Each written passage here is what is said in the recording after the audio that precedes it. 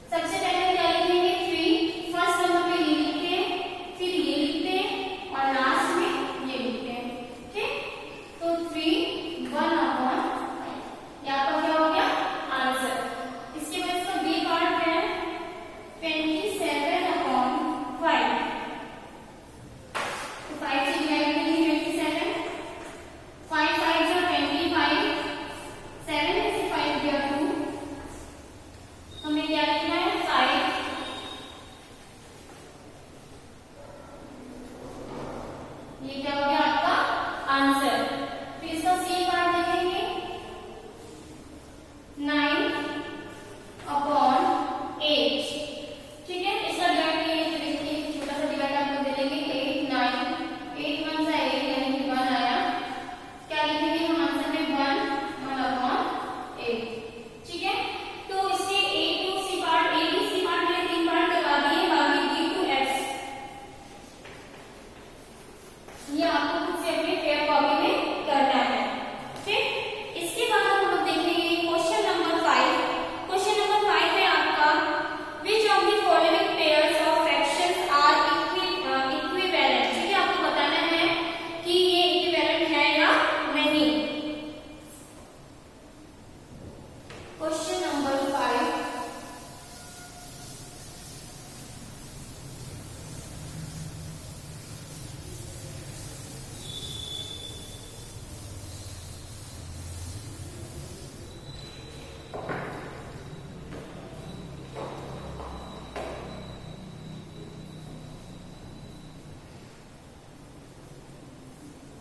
Question number 5 है। Question बेटा आप लोग खुद से क्वेश्चन नोट कर लेंगे। क्वेश्चन जो आप लोग खुद से नोट करिएगा। एक पार्ट क्या दे रखा है 1/2 एंड 6/9। ठीक, आपको बताना है क्या ये इक्विवेलेंट है या नहीं। तो सबसे पहले हम क्या यहाँ पे लिखेंगे सॉल्यूशन। इसके लिए हमें क्या करना है क्रॉस मल्टीप्लाई करना है। क्रॉस मल्टीप्लाई सबको पता होगा 1 का मल्टीप्लाई 9 से और 6 का मल्टीप्लाई 2 से। तो आप क्या देखेंगे कि 1 into 6 is equal to 6 and 6 into 2 is equal to 12। तो यहाँ पे तो 6 आ रहा है, यहाँ पे 12 आ रहा है, तो ये दोनों तो इक्वल नहीं है, तो ये इक्विवेलेंट है या नहीं है? नहीं है। तो आपको आंसर में क्या लिखना है no 1/2 is not equivalent to 6/9। ठीक, आपको बताना है कि ये इससे इक्विवेलेंट नहीं है। अगर जब इक्वल आता है आंसर तो आप क्या लिखते हैं यस 1/2 is equivalent to 6/9। अगर क्या होता है यहाँ पे दोनों नंबर क्या होते हैं हमारे इक्वल होते हैं। चलिए इसका बी पार्ट देख लेते हैं।